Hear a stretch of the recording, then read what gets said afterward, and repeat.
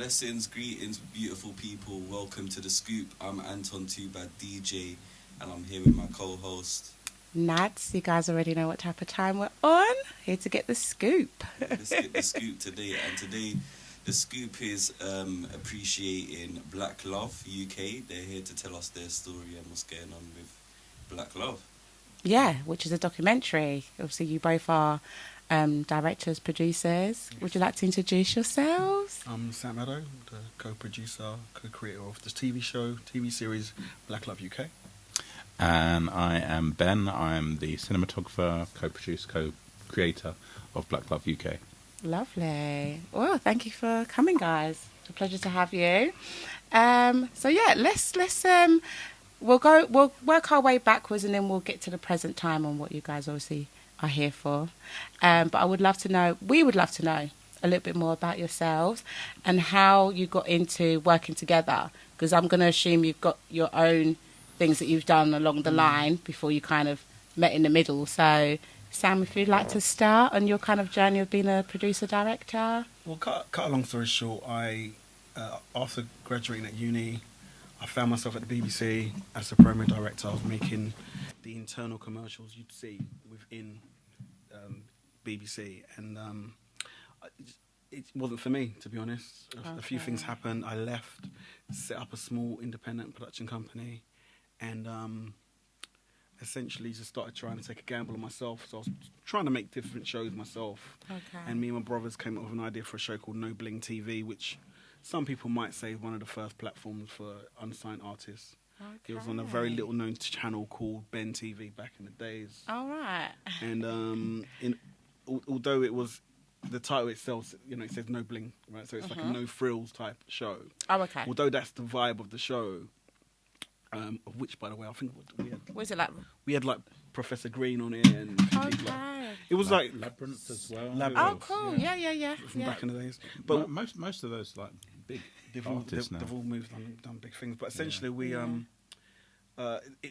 it was like a no budget thing. It was really badly shot. It looked terrible, and I stumbled across this brother here he's got a talent of making things look beautiful. Yeah. So cool. he saved the show to one degree, took it from one level to another. Okay. And we just developed our craft, me working closely with artists and Ben shooting and making things look better.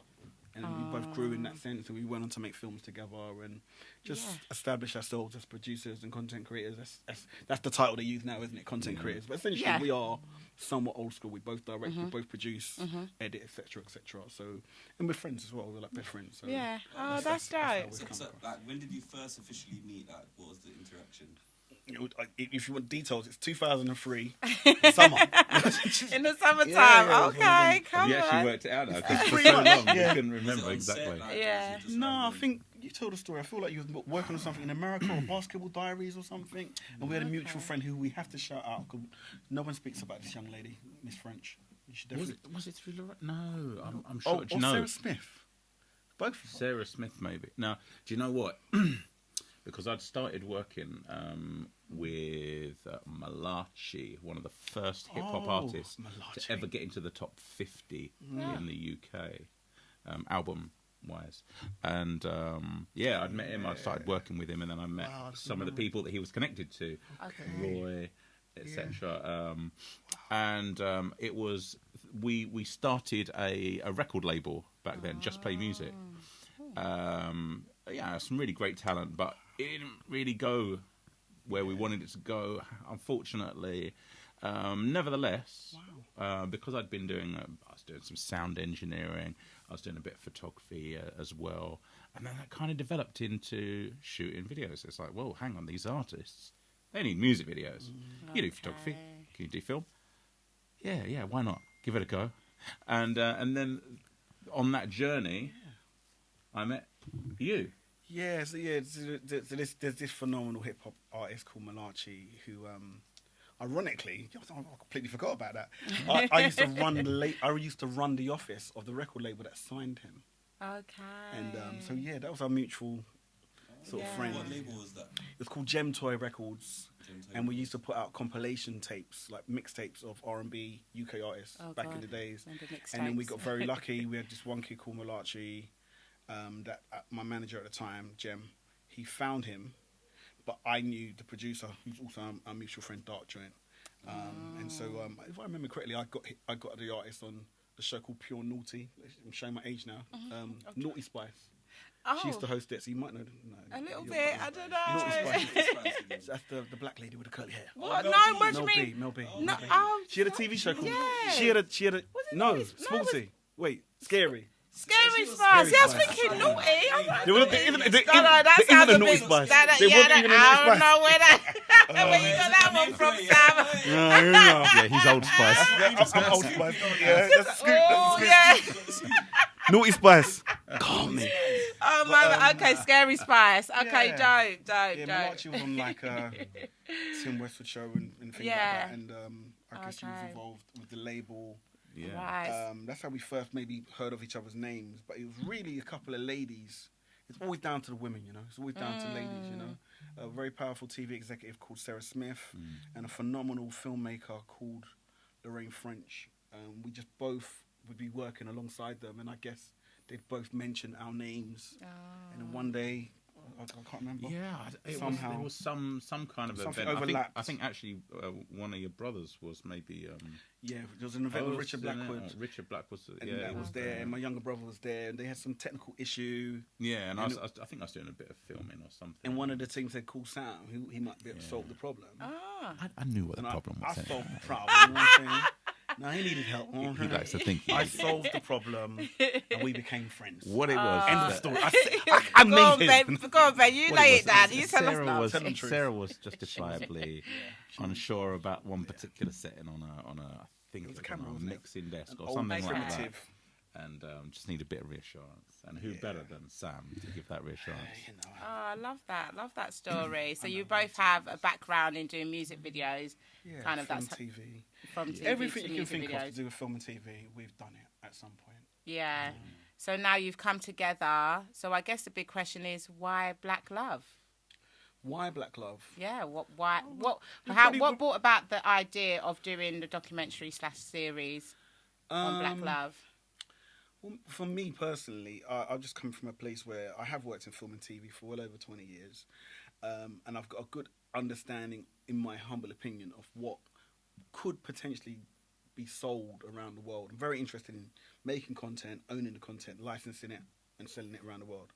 You know, we all want to make stuff. Some people want to be celebrities, but it's a business at the end of the day. Do you know what I'm saying? So for me, it was I've made loads of things, and with each project, I like to think I'm getting a bit better. And I was studying shows that showed black couples from the UK in a positive light, and I didn't see any, if I'm honest. And I was looking to the States, and I saw a show called Ready to Love. Oh yes. Oh, I love that which show. was funded by Oprah Winfrey. Yes. And I looked at it and I thought, it's a brilliant show, but quite a complicated show, with my experience, to make, because you know, you'd have 12 guys and 12 girls in a mansion. It I'm takes like, a lot. Yeah, come on. I couldn't quite You need find- Oprah money for that one, Yeah, I think, yeah. isn't it? You know, between us, we've Oprah's got- budget, shall I Between say? us, we've got some great contacts, but you know, Yeah. mansions and all of that. Yeah. And then I saw a show called Black Love, which is in America. Very simple setup like this. Okay. And it was couples. Again, that show was also funded or commissioned by Oprah Winfrey's network. Interesting. So I saw the show and I thought, I can make that show. I could produce the heck out of that show. Whether I find new couples or friends I know, you know. So I approached Ben and some other associates. Some people stayed, some people didn't. We took the gamble and ran with it. And we're now at season 2. For me, it's a show that shows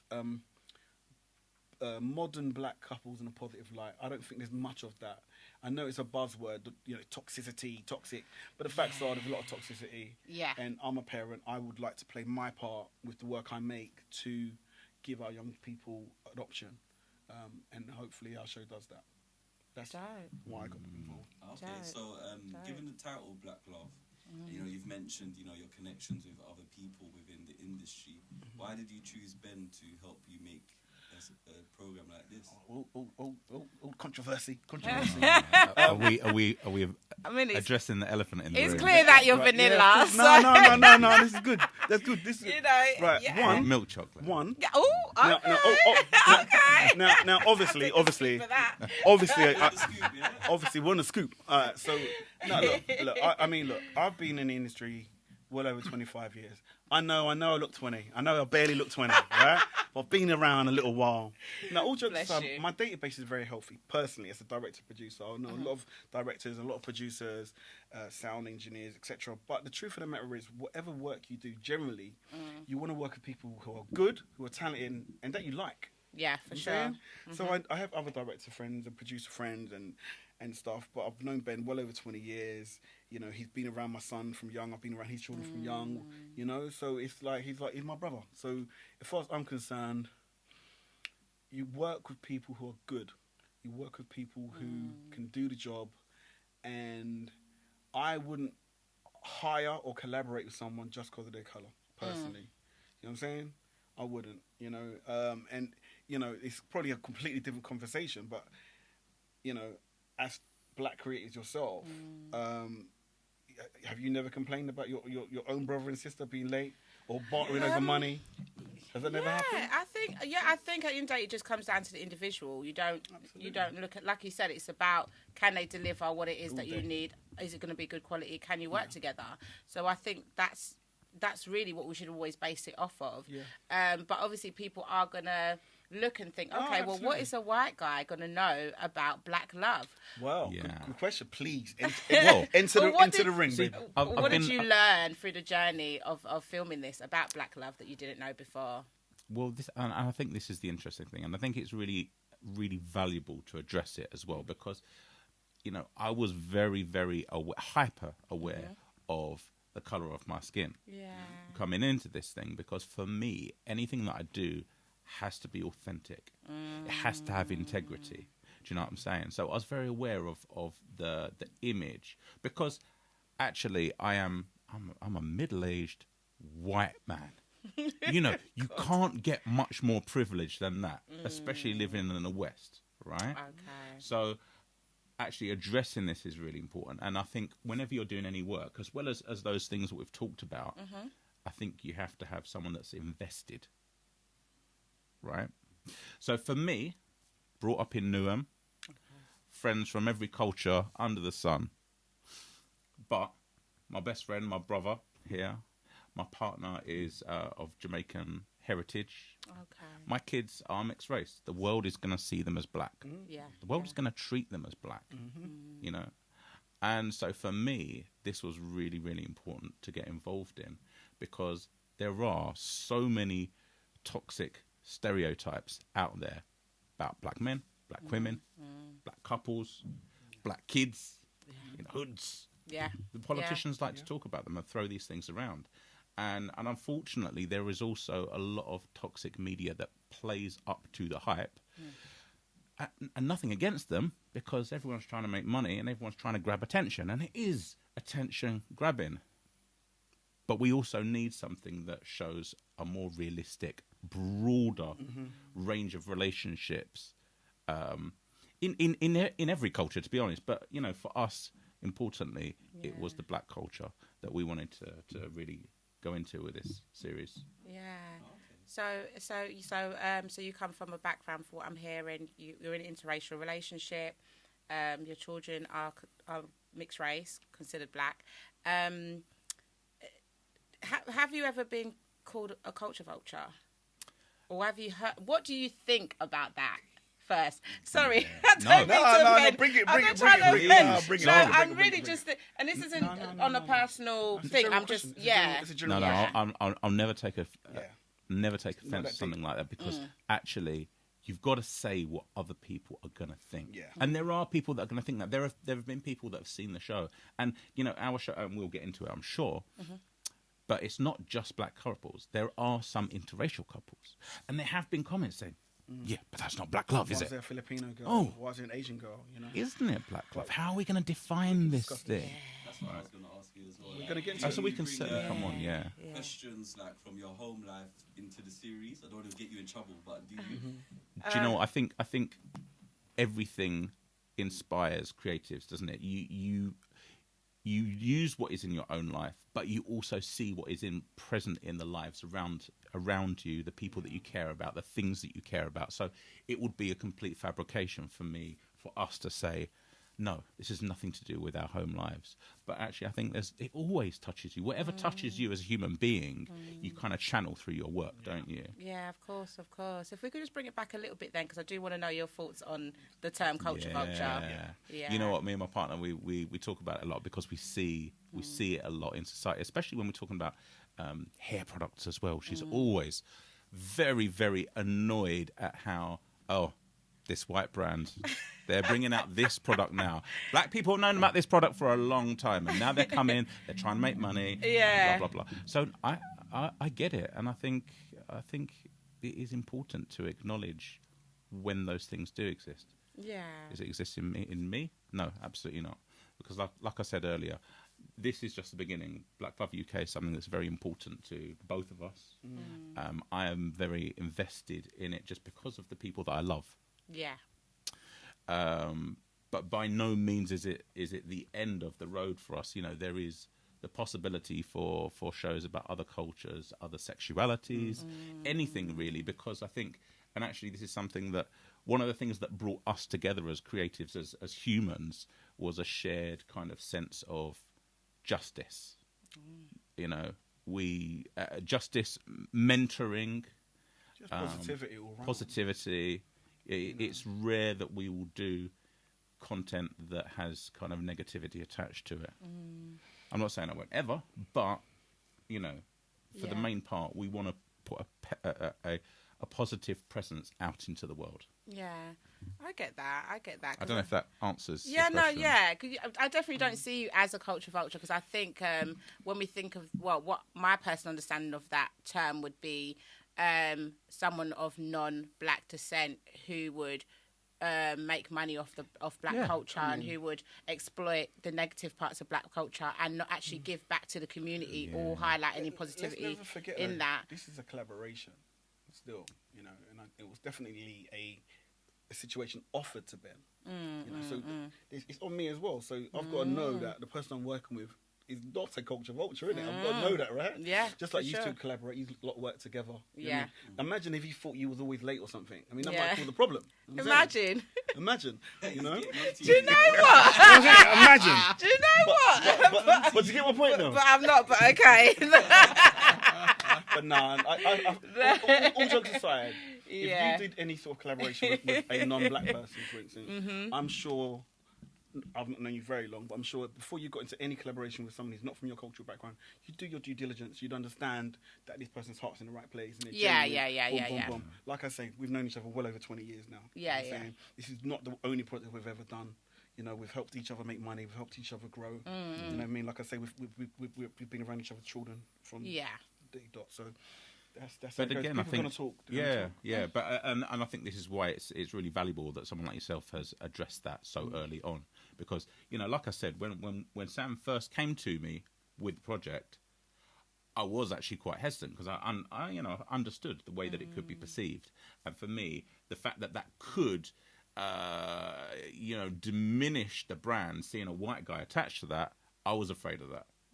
I've come around a little bit now because we've done a lot of stuff together, and I think every time people see and hear us and speaking about with the passion that we do have about it, I think that allays their fears. No, it's genuine. Yeah, but you know, it's a very, very Valid.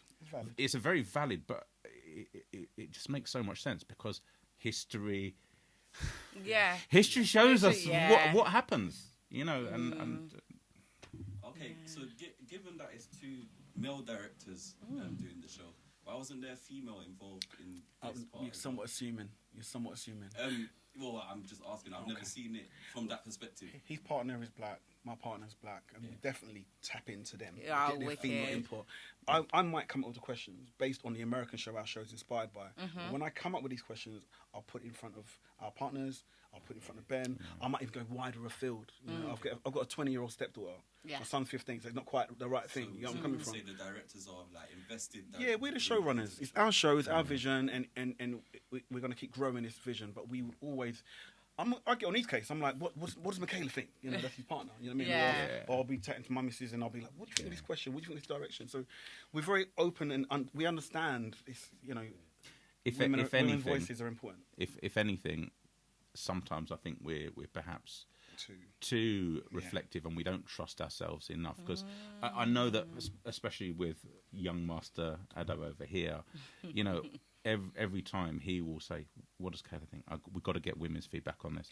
And I think actually, to be fair, a lot of the time, because, and I don't want it to sound braggadocious, but because we're very empathetic people, because we're really, really reflective and trying to see things from so many angles, you know, I think maybe it's a bit too cautious. We overdo it sometimes, and it's sometimes just listen to your intuition and kind of go for it. Again, but women's voices are important. Absolutely, They are. Somehow, you know? I don't think you could produce a show about love and not have that other women. side. Yeah, because we are feminine. We are in tuned in that space. I wouldn't say more than men, because of course men love. But do men love to talk about love the way women do? This is the thing about our show. I don't know. I love to talk about love.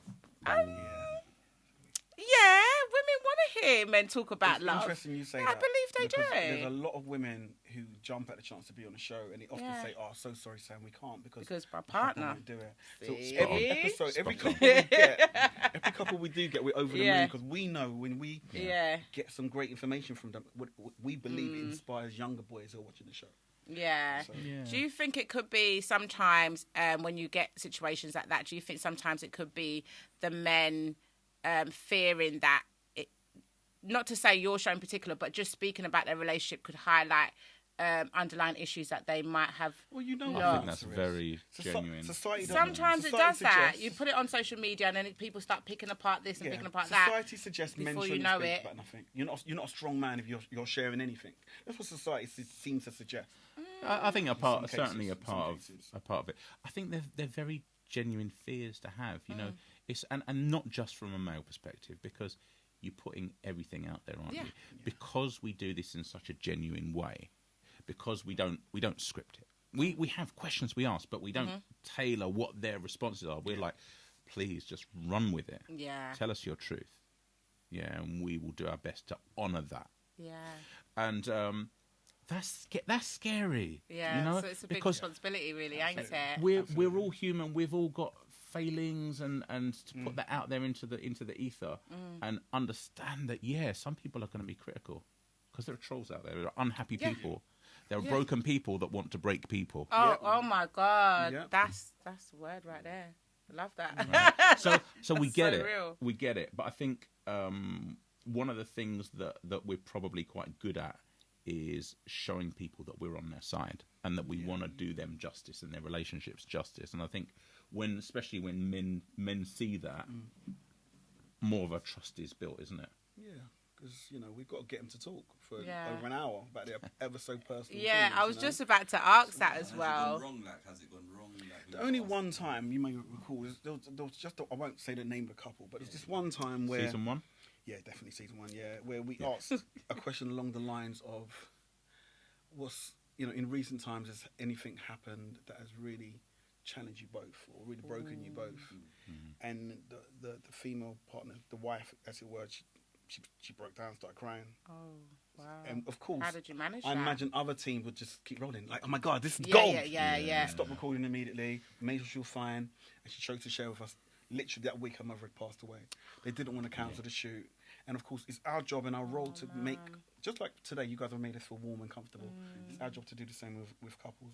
Because some people are coming to us, there's some issues maybe with their children. Yeah. Maybe if someone did cheat in the relationship and they're here to discuss it. So we make them feel comfortable. Yeah, it's got to be what they're willing to talk about. They have to feel This safe. is their story, and if we don't do their story justice, then we're not staying true to our mission. Yeah, really.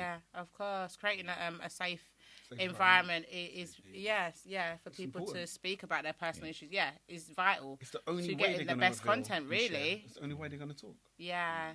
So you mentioned you're on season 2. We're in season 2 right now. Yeah. Yep. So as far as getting the first season out there, were there any hurdles in particular that you had to face that, in hindsight, perhaps could have gone smoother had you have gone a different way about it, or? What do you think, buddy? I think when we approached season 1, it was really a proof of concept, a pilot, if you like. A test. So we did as best as best we could. And looking back at it, it's not exactly the quality that I wanted. You know, I think a lot of people would be like, well, I don't really see much, you know, wrong with it. But actually, you know, for me personally, I'll sit there and I'll be like, oh no, that particular camera. Oh, I wish the cam up on that one had focused a bit better. Yeah, oh, we you get know, that. There's so many things that you want to improve. Yeah. I'm actually doing it right now. I'm looking Yeah. at it right now. I'm looking at the shade on your face. Yeah. Am I getting any Rembrandt light in here? Yeah. So yeah, there's always going to be things that you want to improve. Definitely, there are always going to be things that you think, I could have done that better. Could have asked those slightly different questions. We could have prepped in a slightly different way. We could have, you know, there's so many shoulda, coulda, wouldas. But if you don't make that initial effort and face that fear, then you don't get the opportunity to learn and improve from it. And so we did. We learnt a lot. We improved a lot. So going into season 2, not to say that season 2 is perfect either. We certainly Just made keep growing. Yeah. But you know, season 2 really, I say when I meet people, I say if you want to start watching Black Love UK, Black Love UK, then start with season 2. Yeah. Interesting. So as far as so that's one aspect of it, but as far as putting it out there, the way it's come out, so I believe it's available on YouTube to watch. What other platforms, or how have you kind of worked that avenue? Season 1, we got very lucky. Like Ben says, initially it was just a proof of concept, which is commonly known as a test, the demo, and the pilot, essentially. Right? So we've done the pilot and we put it out there. And we got some love from an LA-based distribution company. So we've done a very small deal. The show is now available in all the states in America. This is just season 1. And internationally. Internationally, we're on amazing. Television we're on Apple TV. We're on Tubi as well. Oh, that's a huge So accomplishment. that's for us a small victory, a blessing. on Patron as well. No, there's something we are discussing. We're going to think about Patron for season 3 potentially, but season 2 is a much more rounded show. You can really see the growth when you look at season 1 versus season 2. Quality wise, questions, the dynamics of it all is very different. So we're hoping to very early stages of discussing another sort of licensing situation. Okay. And we'd like to clearly eclipse what we've already achieved. Yeah. And again, when season 3 comes, because it's nearly that time for season 3, we hope to make that even bigger and better. So I'm going to tell you both now, if you're both in relationships, we should have conversations about getting your relationship. I'm a single Pringle. We'll tell a friend to tell a friend. I ain't mad at it. No, defo. But you know, for anyone that's out there. for anyone that's watching and listening and that exactly. takes the time to look at the show, and if they like what they see, and they want to share their story with the world, then contact us. The details are on our website as well. Yeah. And we are in the early stages of putting together. Looking for couples that are interested. Yeah, Where's the filming located as well? Do you do it on set, or do you come to them? We tend to get properties in East London, but the next season we may go further afield now. Okay. There is an application process. Yeah, just about to your ask viewers that. can absolutely get in touch with yourself. Yeah, please. Or We'll go have to all the details. blackloveuk.com and contact us. Yeah, it really depends. It doesn't. The first season we did it all in one property. Yeah. Second season we did it a couple of properties, and we're now, we reflect upon what is going to be best and the most authentic, and we've got to take practicality into account as well. Yeah. But it's possible that we might go to people's homes, Yeah. or we might rent bigger, better places. Yeah, to it's film. likely to be like an Airbnb, a really nice. Okay. Have it for say a weekend. Cute. 10 to 12 couples. Maybe. Yeah. But we'll see. We're always discussing. We're always looking back at what we've done, and then we evaluate and try and improve. Yeah. That's the way forward. The most important thing for us really is to get the best out of the couples, and to get the best out of the couples, they need to feel They've comfortable. got to be comfortable. Yeah. So you mentioned that it's not just black people that you have melanated people that you'll have, couples that you'll have on the show. So with that being said, then considering it looks at the broader picture of love itself, then technically it's technically not just black love then, is it? It's just love. You can call it that if it's your show. No, I'm saying. no, they're trying to rename it, Sam. I'm just looking from the outside because I feel sometimes as black people we box ourselves in. Like, you know, we always have to tick boxes. Oh yeah, black this, black that, black that. Well, you know, in essence, it's just love, but it's looking at it from an angle of multicultural. It's looking from an ethnic minorities viewpoint, right? Yeah. But I'm gonna like for myself watching it, I came away feeling well, yeah, it's just love, but in so many different shapes and sizes and ways of looking at it. So not trying to rename your brand. I was just thinking literally when you said that. How would you have approached it if it was called White Love? Oh, in what sense? So if I knew of a show called White Love, or if it was this show? No, you guys should do it. But it was White Love. I don't know. We'd have to ask some Tory politicians, I think. Look, again. Would it be as entertaining? I wonder. Again, generally speaking, with our history, I tend to find a concept, find an idea, develop it, and then go to Ben or other associates and make it happen. From my point of view, like I said previously, I was just watching TV. And I just felt like, gosh, the few things with black couples or black people, it seemed wildly toxic. Yeah. Maybe it's my age. You know what I mean? I'm on the wrong side of 40. It's just but I just wanted to, at its outset, to make some content which is of a positive nature, really shining a light at black couples. As the show's developed, there's different types of people that have approached us to come on the show. If a white man and a white woman approached us, they probably would have been respectfully declined. Really? Same-sex couples of ethnicity, absolutely welcomed. It's just that although we're talking to same-sex couples, there's always been one member of the relationship who've not wanted to be in it.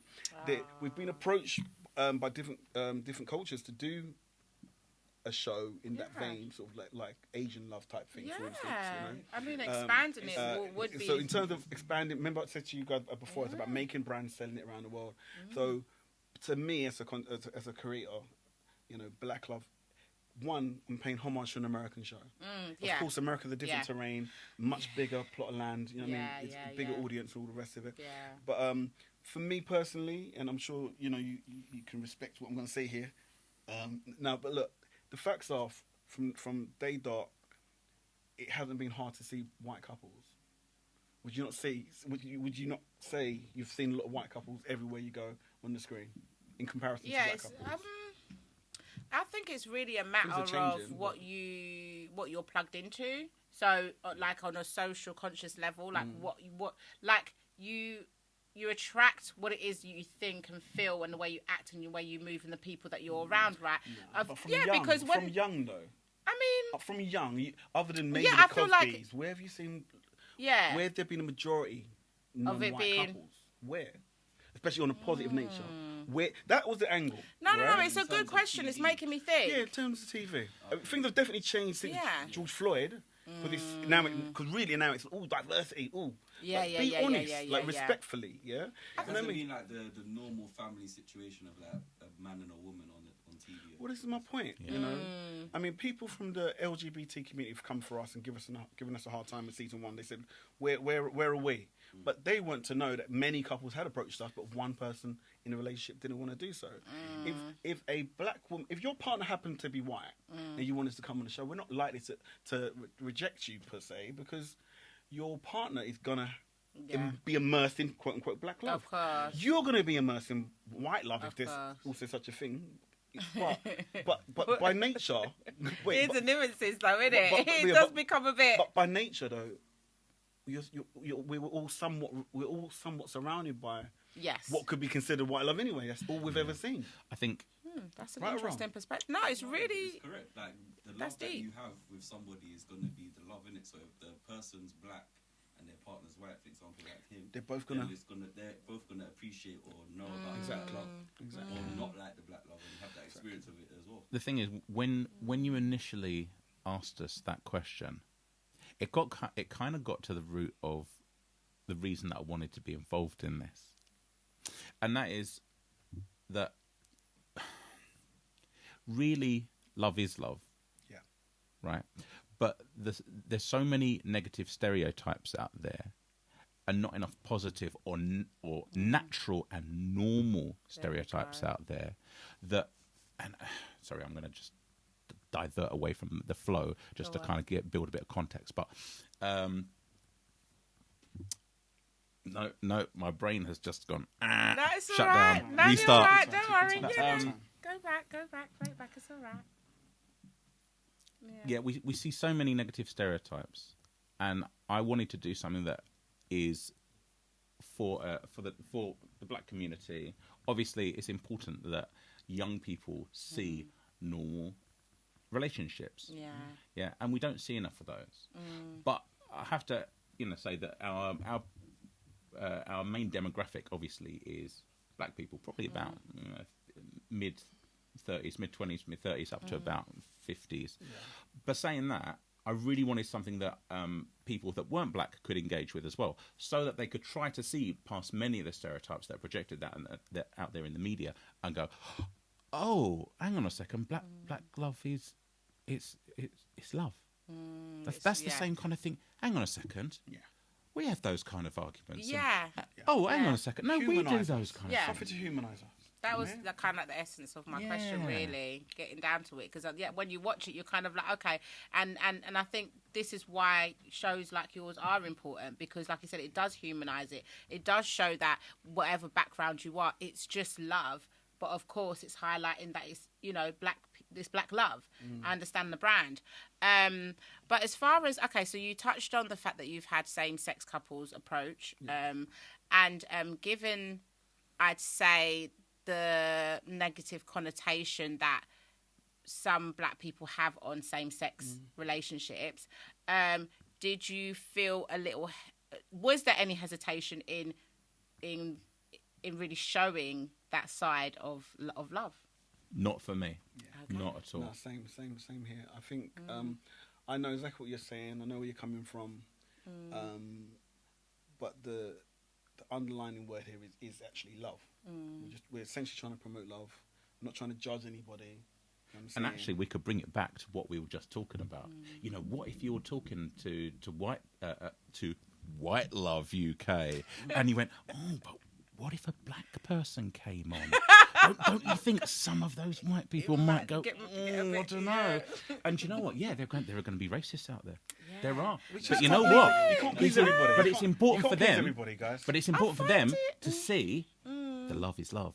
Yeah. Similarly, it's important for people that might have bigotry, might have fear, because, I don't want to cuss anyone out, because all of these things come from either not being educated properly or out of fear. And that's normally the root of most of these things is fear. So I think having some kind, having same-sex couples on there, even if people like, I don't know, I don't like that, I'm not comfortable. I think actually when people see that love is love, and that the feelings are genuine and the interactions are very similar to theirs, that breaks down boundaries, doesn't it? I get it. I do understand where you're coming from. The other part of me, if I play devil's advocate, because I embrace all types of love. Love who you want to love. But I would say on the other hand is that we are a little bit oversaturated with same-sex relationships being pushed so heavily in media, being pushed so heavily in schools, in our general life, that we've never had it before. Like this generation, it's in your face. It's that, and sometimes what it is that for me, you think there's an agenda? I wouldn't say there's an agenda, but what I feel like sometimes it can be misconstrued. You've got the black people's plight, and then you've got the LGBTQ pluses plight, and sometimes the lines can be blurred a little bit. They want justice. We've been fighting for justice. Do you get what I'm saying? So sometimes it's like, okay, if let's say, like you described, we've always seen white love. Okay, now we're being bombarded with same-sex love. Okay, well, if you're doing a show about black love, why can't we just focus on black love? You know what's interesting with that? What you just said there. Totally respect what you're saying. In the disabled community, in the LGBT community, there's love, right? Wait, if there is, there's not love. There is definitely love. And some of those are going to happen to be black. So if you happen to be in a same-sex relationship, right, and you've hollered up saying, "Yo, man, I'd love to come on the show. Me and my girl love each other." Yeah. I can't really judge you. I'm not gonna. That's not my heart. It's definitely not his heart. So if you pass the quote unquote application process, and the public are involved in it as well, by the way. If you pass it, you're involved in the show. Now, one thing I do want to say is when I was getting phone calls, it felt like death threats. Why is there no same-sex stuff? Right? I was like, my immediate reaction was, go make your own show, innit? Because it's like, do you even know how hard it is? Because it's heavy. Do you even know how hard it is to even get what we've started off the road? Do you know what I mean? It's a hard thing to do. So, no, we've not started this show for anyone in particular, but black couples, really. Yeah. But then if Anton calls me next month and says, I'm in love, and he turns up with a white lady or an Asian lady... Or two people. You know what I mean? Yeah. Or 4 women. You know what I mean? It's still yeah, but I was getting to the polygamy. Do you know what? I would love... That would be a great documentary, by the way, guys. Sorry, I know you were on a flow, but if there's any poly couples out there, triplets, poly... relationships reach out there. Reach out. Oh my God, we would love people to come on the show with that, because I think what it really gets down to is that we're trying to explore the full gamut of what black love encompasses. Which is everything. It's not one thing. Yeah. It's not a gangster and B word. You know yeah. You know what you said earlier on, Anton, about what if the show is your phone? So sorry, please. No worries. Is it? What if the show is called White Love? Each to their own. If you that person or that person wants to have a show called that, I might not watch that. I might want to because I might be interested. I might be intrigued. And of course, we could have called the show Just Love, for instance. But like I said, the show is almost we're paying homage to an American show. Yeah. From a British lens. Yeah. But I suppose we see, like, for an example of what we'd class as white love is probably like Love Island. A little bit, because you see the stereotype of the same generic looking. It's very vacuous. Or new, you see that. No. Sounds like a show. Hey, sounds like a good show. Yeah, I think that's what happened. We're all creatives here, so it's like it's all happening. The way it could develop. Yeah. Things, I really appreciate it. It makes sense as well because you've got love from black people with other races as well, so it makes sense to show what might be the different cultural the show is not. Yeah. We're not trying to exclude 100%. anyone. Handicapped, but some people are going to think. Some people are going to think that. Like the other day, we did some outdoor street campaigning, and we had not billboards, like a banner and stuff, which clearly says Black Love UK. And some white people would walk past and assume sort of think, it says blacks, it's got nothing to do with us. Yeah. But the team would go up and talk to them and take a card. So it's almost an individualistic thing. Yeah. There's loads of white people in our DM saying we love the show. There's loads of people with sort of mixed couples bigging up the show, and then there's black couples bigging up the show, and then there's other people saying it should be younger people. It should be more of a sexy show. Well, that's not the show we're making. Interesting. So we can't please everybody. Yeah. No, and absolutely, and the name itself does. I suppose the language does exclude some people from the start. Yeah, but anyone who comes across the show and watches it is going to see beyond that and see that those stories transcend race. Actually. Yeah. So why did you spell it like that? LUV. The truth of the matter is, there's a bit of a copyright issue. I was going to ask if you guys had any hurdles you had to... We've had a conversation with the American brand, and they're happy for us to do what we're doing. In fact, their series has now come to an end. Okay. They're rebranding, keeping the same name, but it's going to be... It was initially on the OWN channel, which is it was, channel. yeah. It's now going to be on Amazon's new channel in America. So they've got Black Love spelled the original way. Yeah. But also, this isn't a copy. Yeah, this is inspired. It's inspired, but it's its own format, which it is a different format anyway. When you do watch the two shows, you can see the difference in it. With you guys, it's just so much. I like the fact it is natural. It's laid back. It's not too much. There's not too much in production. There's not too much. Yeah, it's just bare. It's bare, and all you have is the couples and their relationship, the questions, what they're asking. So I really feel like thank you for answering my questions so politely about same-sex couples and stuff like that. It's always good to, because I just think that for me, like I said, I expressed before, love is love. So I'm happy for people to love whoever they want to love, but I do know that in the black community, sometimes it can be looked down upon a little bit, and in my head I'm thinking, well, did you think perhaps it could alienate some of your audience. But it's lovely for you to know that you guys, you know, in the day you're going to show every aspect of Black Love. You've got options. If that show's not for you, there's another show out there. For sure. So with this season, is it come to an end yet, or is it still continuing? Season 2 is out there now. Yeah. I believe at the end of this month, early April, we're going to start putting the feelers out there for new couples, and I imagine we may go into production for season 3, sort of May. Is there any other works in the pipeline as well that you're working on? We're always cooking, always working loads of shows. It doesn't stop. Made yet? Anything finished? Nothing I want to talk about on camera. What about you, bro? I've recently been working with, can I say?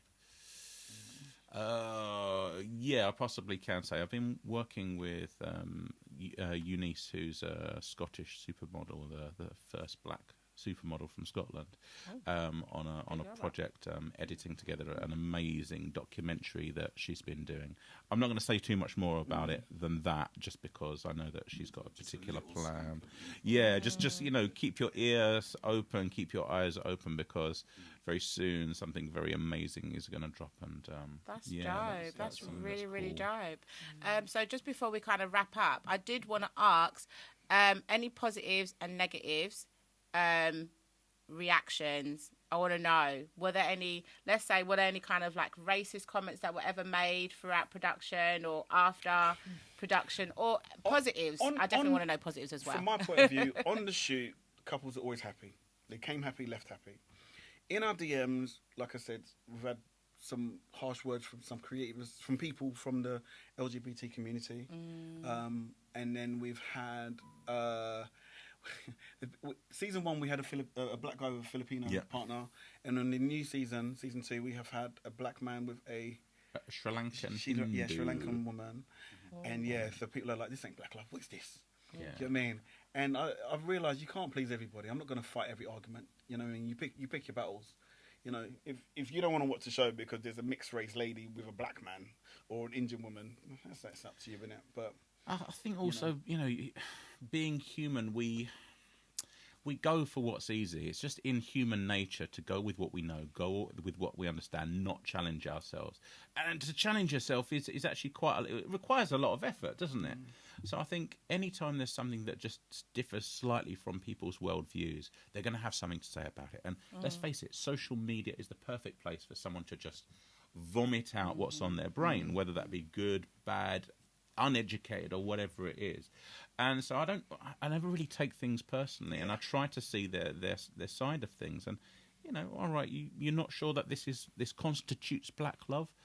That's fine. That's fine. But it's there for you to see. Yeah. And maybe, despite your hesitation, you will see past it. Maybe it will change your worldview. You don't have to tell us about it. But I hope that it changes people's worldviews on things. Amazing. So what about a positive? Can you both give me like a positive highlight from... Every day, not one day goes by where someone's not in a DM saying they love the show, they appreciate the show, they want to come on the show, they're thankful for the show. And one of the best things for me, like, I don't know, week 1 of both seasons, it's a bunch of 20-year-olds in our DMs. And in my head, I'm like, we're not really made it for them, really. I'm looking, although we do get a young audience, we figured it's a bit more of a mature show. It's not that toxic, really, at all, really. So we thought sort of 30 plus. But when you got some 20-year-olds saying, thank you for this, we want some good examples, etc., etc. Yeah. That for me really touches me in the heart, No, same.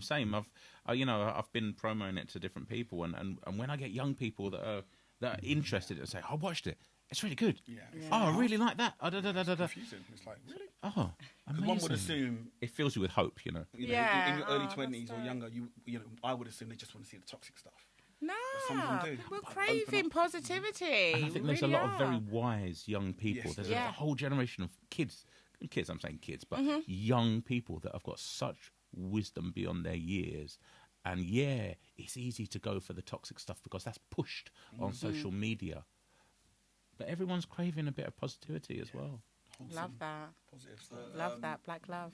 What was the first age you picked up a camera and like the first picture or video you took? What was it? Do you know what? I can remember this. My dad, wonderful guy. He bought me. He bought me this great little tiny Sony digital camera back in the early days of digital cameras, and I loved that thing, and that kind of really got me inspired, and I just started out, taking photos just for the fun of it, as everyone does. And it was only years down the line when I started getting a better camera, I started taking photos, that people started looking at them going, oh, that's really good, can I buy your photo? I was like, what, you want to buy something from me that I'm just doing for fun? Yeah, all right. Yeah. What about you, Sam? I feel like I woke up at 17 and just knew film, TV, music, something in that world I had to do. So I tried my hand at everything, like being a runner and a bit of writing. Tried everything and realised my biggest passion is in the world of sort of producing, directing, bringing the team together, executing it and making it happen. So there's a few big names I could mention, but I won't, that I went to for help, and they really showed me, I'm a black guy, you know how hard it is to get to this stage, so I'm never going to help you. So that really fueled me, powered me, it pushed me to go, if I get anywhere in this industry, I'm going to help people. So when I got my first job at the BBC, I took it upon myself to help as many people as I could. Not that I'm anything special, as it were, but there's some people that come before us that have been in a good position to help people, and they don't, or haven't, or they try and hoard things to themselves, But from 17, I just woke up and knew. Bless you. I just knew something in the film and TV world, but I had to explore to find. So if someone rang me now and said, "Do you want to do some sound on a film?" I'd say no, because it's not. I'm passionate about producing and directing, and I'm finding more confidence in writing. I love collaborating with writers, so I've definitely got a couple more films that are nearly finished. Amazing. So for a young person, like, say, for example, like 17, like yourself back then, nowadays, what advice could you give them, to make their mark into this industry? How would they get into me personally? Or but questions about of of course. If I may kick it off, say let's do more. Like the accessibility for equipment is everything's a lot cheaper than it was 10, 20, 30 years ago. So if you want to do music, you want to rap, you want to make films, just go and do it. Like we're all walking around with a smartphone. Yeah. What do you reckon? What are they like? They're like the equivalent to a £3,000 camera, really. If you can't know what you're doing, so just work, do it, keep doing it until you get better, till you get confident, and either put your money where your mouth is, invest in yourself, or someone's gonna spot you. It's not that simple. Obviously, there's a lot of no's. Yeah. Heck of no's. You've got to find a way of being resilient, and one of my sayings is persistence overcomes resistance, because my God, there's a lot of resistance. Yeah, so just keep pushing, and it's important to try and find the right people around you. Yeah, have a right team. Build the right team. Make sure they're not culture vultures or anything. Yeah, you definitely don't want none of that. But no, you know what? A team. No matter the culture, there's always a team vultures. of some kind is really important. That's one thing I found. Like my personal database runs in the hundreds, but maybe there's 5 to 10 people I can truly trust, and this is one of them. You know what I'm saying? That's why for me, I don't even know now if it's about colour or the amount of equipment you've got. Are the people that's moving with you loyal, and are they good? You know what I mean? It's about character. Character, absolutely. That's my opinion. What about you, bro? That's a big part of me doing it, character. 1,000,000%. Yeah. Never has there been a time when it has been easier to make content. As Sam was saying, the costs were absolutely prohibitive, and that is really, apart from where we are, obviously, socioeconomically and geographically, why those rich middle-class white men got into all of these positions, because they had the privilege to be able to afford to buy or hire or get daddy's trust fund to help out and get into the industry. But we're in a situation now where we've got these, like exactly as Sam says, smartphones in your pocket. There's no excuse to not make the content. You can do it. You've got the camera in your pocket. You've got the editing software on the phone itself. You can really make these things. I think some of the pitfalls maybe to avoid are some of the traps. I have for my sins been a media teacher previously for about 11 years. Oh, wow. And I can see that actually going to film school is not the way for most people. There are some good courses out there that are very practical, but I think a lot of the time people think, oh, I want to make films. Let me go and do film at university. And then they go, hang on a second, I'm learning loads of theory, but I'm not doing much. It's the And university can be a great place. College and university can be great places to network. if you're that kind of person, but it's not always, again, it's not always the way. So yes, there are some great courses that will lead into some of the really big stuff, and that can be very good. But the best way is, if you want experience, go out and do it. Just do it, man. Yeah, if you're not a writer, find someone that's a writer and you film. Yeah. If you're not a filmy person or a soundy person, write something. Collaborate. Collaboration is everything. Yeah. Collaborate till you get very good. Yeah. You know? Love that. Yeah, that's amazing. Well, thank you guys. On that note. That was definitely a great scoop we had today. On, definitely. Media, again, with a producers we've had today. Wonderful producers. Thank you. Thank you for having us, guys. Thank you so much. And, just to help us, if people are out there and they're interested in the brand, if they're interested in positive, aspirational content, even though we are getting bigger and bigger by the day, honestly, every single watch, every single subscription, every really helps us. So if people want to find us and go onto our YouTube and watch, that will absolutely mean the world to us. And we really love to hear the comments as well, because it helps inform us, doesn't it? It helps us get better. For sure. So I'll just elaborate on that one, guys. Please make sure you guys do check out these guys, check out Black Love, go to the website, onto YouTube. All their links will be in our bio, in the description of this video. And we'll have the bonus episode as well. White Love UK. White Love it. Make that happen. Let us know if that's happening, guys. I don't know. I might have a couple white people in the background somewhere. But it's been an amazing episode. Nice to pick your brains on how you guys got onto this journey of Black Love. We definitely. Yeah, superb insight, definitely. Yeah.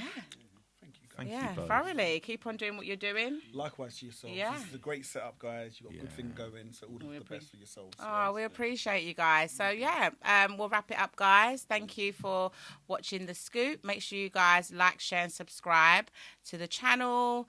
And check out JUSCOOL Radio as well. There we go, of course. JUSCOOLRadio.com. And, of course, The Eyes of Many, CIC. We've got a new member as well sitting beside me. Oh, yeah, my new director. So we do youth work as well. So Nads has joined the team. I have. There's a lot going on. Yeah. Behind the scenes, we've got a lot going on. I think after this episode, they might even see us at the Bricks and Soup kitchen, isn't it? Yes, that's on Friday. That's this Friday, We're going to volunteer and do a bit of behind the scenes as well. But then we've also got the director of that coming in for an interview as well. So that's going to be one to watch. So guys, please stay locked into The Scoop for amazing content, great interviews, music videos, and live performances. We've got another one as well. We've got Zara Palmer with her song. She sung. Oh yeah. We've got that coming up as well. So check it out, guys. Stay locked into The Scoop. Bye.